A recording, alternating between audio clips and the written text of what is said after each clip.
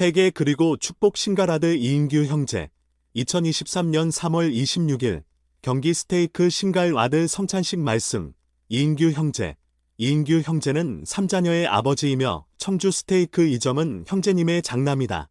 1. 회개는 형벌이 아니다. 너무 많은 사람들이 회개를 형벌이라고 생각합니다. 가장 심각한 상황이 아니라면 피해야 하는 것으로 말입니다. 안녕하세요.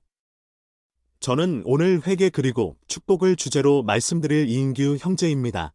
방금 말씀드린 부분은 회개를 가르치신 예수님의 선지자 러셀 M. 넬슨 회장님이 말씀하신 내용입니다.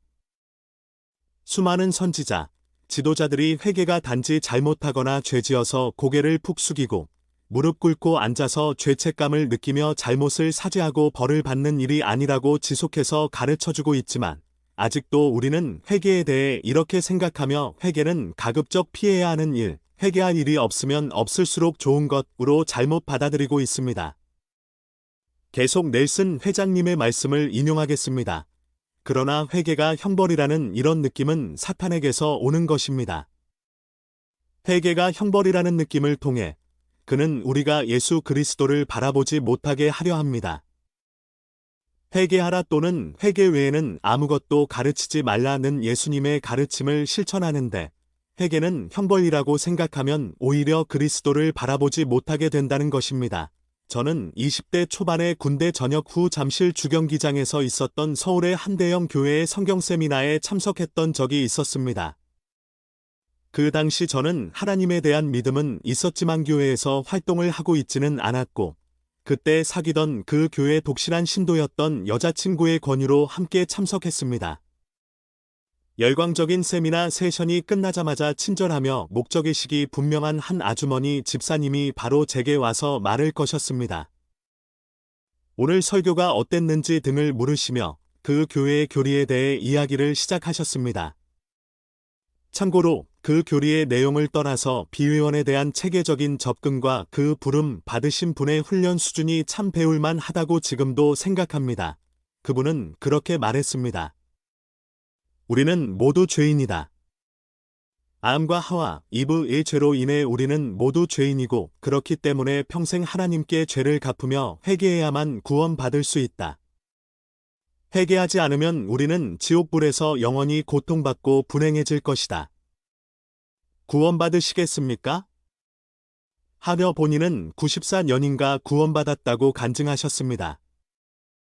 그때 제가 교회를 열심히 다니지도 믿음이 강하지도 않았지만 그 이분법적인 논리가 이해가 가지 않았습니다.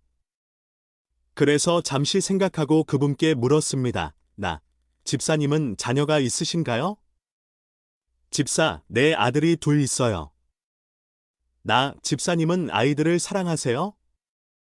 집사, 네 사랑해요.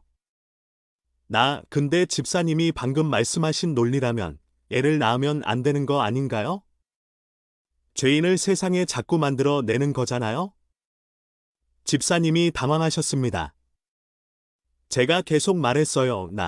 구원 받으셨다면서 집사님이 낳은 그 죄인들을 지금도 사랑까지 하시면 그것도 계속 죄 짓는 거 아닌가요?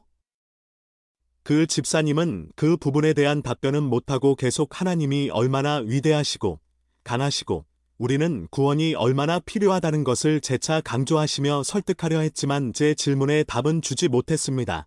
저는 하나님이 사랑의 하나님이라고 생각해요.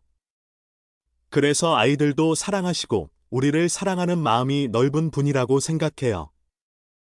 집사님이 자녀들을 생각하실 때 그 아이들이 구원이 필요한 죄수가 아니라 사랑스런 존재로 생각하시는 것처럼요. 라고 이야기하고 그 대화를 마쳤습니다. 회개가 형벌이라는 이런 느낌은 사탄에게서 오는 것입니다. 그는 우리가 예수 그리스도를 바라보지 못하게 하려 합니다. 회개가 형벌이라는 생각은 하나님의 사랑을 조건부 사랑으로 오해하는 것입니다. 내가 계명을 지켜야지만 사랑받을 수 있어. 내가 죄를 짓지 않아야만 사랑받을 수 있어. 난 이렇게 하지 않으면 벌 받을 거야. 와 같은 오해를 갖게 하며 하나님의 본질을 흐리게 됩니다. 내가 만약 계명을 어기거나 잘못을 하면 혹독한 죄책감 속에 나를 빠뜨리며 하나님 앞에 나아올 수 없는 존재라고 느끼게끔 오해시킵니다. 계명을 어겨서 영을 느끼지 못하는 것만큼이나 쉽게 하나님과 복음의 축복에서 멀어지는 길입니다. 이처럼 회개가 형벌이라고 느끼는 것은 사탄에게서 오는 것이 맞습니다. 그리스도를 바라보지 못하게 하기 때문입니다. 이 회개의 축복은 내가 조건 없는 사랑을 받는 존재임을 알게 해주는 것이다. 얼마 전 인스타그램 릴즈에서 한 남자가 오래전 3살짜리 아들과 있었던 일에 대해 이야기해 주었는데 기억에 남습니다. 자기 아이가 5살 때 가족들이 둘러 앉아 저녁을 먹고 있었답니다. 5살 아들이 자기 엄마한테 "난 엄마 안 사랑해" 라고 했고 아내는 속상해 눈물이 터졌답니다. 아이가 정말 엄마를 사랑하지 않은 것이 아니라 그렇게 이야기해서 엄마를 자극하여 놀라게 하는 짓궂은 장난인 거죠. 그날 저녁, 이 남자는 자려고 누운 아들 곁에 갔습니다. 그리고 아들에게 에런 사랑한다 라고 말했답니다. 그랬더니 아들은 자기 엄마한테 말했던 것처럼 "난 아빠 안 사랑하는데요?" 라고 말했습니다. 그 남자는 "괜찮아, 내가 우리 둘 모두를 위해 줄 수 있는 사랑이 충분히 있어" 라고 이야기하니 아이가 잠시 곰곰이 생각하다 물었습니다. "아빠, 내가 아빠를 사랑한다는 것을 내가 어떻게 알 수 있죠?" 그 남자는 이야기해 주었습니다. "삶에서 지금 너는 내가 온전히 사랑받고 있다는 것을 아는 거면 돼. 내가 온전히, 충분히 사랑받는다고 느끼면 내가 알고 이해할 수 있는 사랑은 커지게 될 테니까." 그러며 이야기했습니다. 자신은 한 번도 조건부로 아들을 사랑한 적이 없다고요. 예수님이 우리가 먼저 사랑한 후에 십자가에 못 박혀 돌아가시기를 선택하지 않으셨던 것처럼요. 넬슨 회장님은 계속해서 이와 같이 말씀하셨습니다. 주님께서는 팔을 벌리고 서서 기꺼이 우리를 치유하고 용서하며 깨끗이 하고 강화하며 정결하고 성결하게 하기를 바라시는데도 말입니다. 예수님의 사랑은 조건 없는 사랑입니다. 그분 개인이 얻는 돈, 명예, 지위는 전혀 없었습니다. 그저 사랑으로 사람들의 병을 치유해 주시고 죽은 자를 살리셨고 그 억울하고 불의한 상황에서 고통스레 돌아가시며 우리 죄를 먼저 갚아 주셨습니다. 우리가 회개하기 전에 그분은 미리 우리가 힘겹게 감당해야 할 또는 감당 못할 무거운 죄의 짐들을 갚아주셨습니다. 그렇게 하셨던 동기는 아주 순수한 동기입니다. "내가 이거 해줬으니까 월 300만 원씩 내라가 아닙니다. 우리를 사랑하셨기 때문입니다. 그리고 우리를 사랑했고 우리가 하나님과 그 자신처럼 우리가 끝없이 사랑할 수 있는 존재가 될 수 있다는 것을 알고 계셨기 때문입니다. 사탄은 우리가 그렇게 될 수 있다는 능력을 역이용해서 자기가 권력과 권위를 얻으며 스스로를 높이는 수단으로 삼으려 했습니다. 예수님은 그렇지 않으셨습니다. 예수님은 우리를 먼저 조건 없이 사랑해 주셨고 그것을 위해 그분의 모든 것을 다 바치셨습니다. 회개하면 받는 가장 큰 축복은 바로 이것인 것 같습니다. 바로 내가 하나님과 예수님께 대가 없는 사랑을 받고 있는 소중한 존재라는 것을 인식하게 되는 것입니다.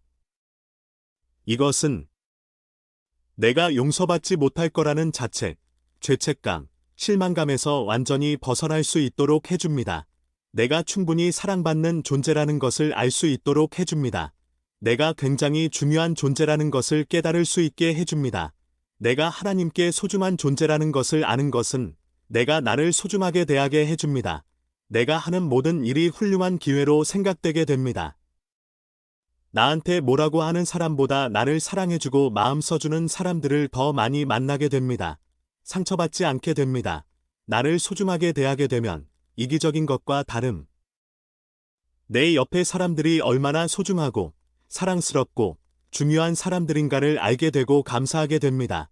세상은 계속해서 남과 비교 우위에 서는 것이 가장 우선순위가 높은 가치라고 믿게끔 합니다.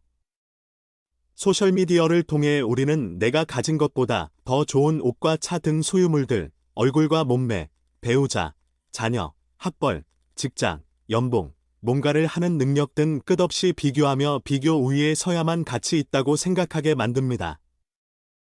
그런 항상 나보다 더 가지고 더 잘하는 것처럼 보이는 환경 속에서 남는 것은 자기가 남보다 부족하고 가치 없다고 스스로 느끼게 되거나 아니면 남보다 더 잘 나가게 보이겠다는 오기와 집착, 경쟁적인 마음, 욕망으로 생각과 마음을 채우게 합니다. 생각해 보십시오. 우리가 사는 세상은 30년 전에 비해 갖고 누리게 된 것이 많아졌지만 우울감과 죄책감으로 마음과 정신의 병 또한 엄청나게 커졌습니다. 3. 회개는 샤워다. 회개는 내 영혼을 깨우고 내 생각과 마음을 사랑과 소중함, 보람, 낙관, 신앙, 사랑으로 채우는 생각과 마음의 터닝 포인트입니다. 저는 회개를 샤워라고 생각합니다. 이 세상에서 하루를 활동하면 땀도 나고 미세먼지나 세균도 묻습니다. 내가 흑장난을 해서 몸이 더러워지기도 하고 내 의도가 아니더라도 지식이나 능력이 부족해 더러운 게 묻기도 합니다. 따뜻한 물에 몸을 씻어내고 향이 좋은 샤워용품으로 샤워를 하고 나면 기분이 참 좋습니다. 몸만 깨끗해지는 것이 아니라 스트레스도 해소되고 기분도 한결 좋아집니다. 장기적으로 매일 샤워를 하면 신체적으로는 감염 등으로 병에 걸릴 확률이 줄어들고 면역력도 좋아집니다. 또한 정기적으로 잘 씻으니 정갈한 상태를 유지하여 타인에게 불쾌감을 주는 일이 없습니다. 저는 회개가 이 샤워라고 생각합니다. 샤워가 가급적 피하고 싶고 안 하면 안 할수록 좋다라고 생각하시는 분은 설마 없겠죠? 저는 회개가 샤워같이 하는 일이라고 우리가 생각하면 좋겠습니다. 하면 깨끗해지고 기분도 좋고 다른 사람들도 좋습니다. 하기 어렵지 않고 자주 하면 더 좋습니다. 육에 속한 사람을 벗어 버리고 성도가 되며 악을 피하고 극복하며 선을 행하고 선하게 되며 깨끗한 손과 청결한 마음을 얻는 요건은 몰몬경 전체에 걸쳐 되풀이되는 주제라고 데이비드 A. 베드나 장로님은 말씀하셨습니다. 사실 몰몬경 끝에 나오는 모로나이의 마지막 권유는 이 주제의 요약입니다. 참으로 그리스도에게로 나아와 그의 안에서 온전하게 되고 모든 경건하지 아니한 것을 거부하라. 너희가 만일 모든 경건하지 아니한 것을 거부하고 너희의 능력과 생각과 힘을 다하여 하나님을 사랑할 것 같으면 그러면 그의 은혜가 너희에게 족하니 그의 은혜로 너희가 그리스도 안에서 온전하게 될지라. 그리고 또 너희가 만일 하나님의 은혜로 그리스도 안에서 온전하고 그의 권능을 부인하지 아니하면 그러면 너희가 그리스도의 피 흘리심을 통하여 하나님의 은혜로 그리스도 안에서 성결하게 되나니 이 피 흘리심은 아버지의 성약 안에서 너희의 죄사람을 위한 것으로서 너희를 거룩하며 흠 없게 되게 하는 것이니라. 우리가 매일 회개하고 제자로서 그리스도를 따를 때 그분께서는 우리의 본성 자체를 변화시킵니다. 그분께서는 딱히 의식적인 노력 없이도 매일, 매 순간 우리의 접근 방식을 바꾸실 수 있습니다. 구주께 초점을 맞추고 있다면 그분께서 우리가 문제를 접근하는 방식과 심지어 성공을 받아들이는 방식도 자연스럽고 수월하게 바꾸도록 도와주실 수 있습니다. 회개가 형벌이라고 오해하지 맙시다. 회개는 조건부에 고되고 피곤한 세상 속에서 조건 없는 사랑으로 우리의 마음을 가득 채우고 그 사랑이 커져 나가게 합니다. 회개는 샤워처럼 하기 쉽고 하면 좋습니다. 저는 예수님께서 우리를 사랑하신다는 것을 알고 있습니다. 단순히 예수님의 사업과 영광을 위해 우리가 복음에 참여하는 것이 아닙니다. 예수님은 우리를 사랑하셔서 복음을 주셨고 가르치셨으며 그분의 사업과 영광의 대상은 온전히 우리를 위한 사랑에서 비롯되었습니다. 이 모든 말씀 예수 그리스도 이름으로 말씀드립니다. 아멘.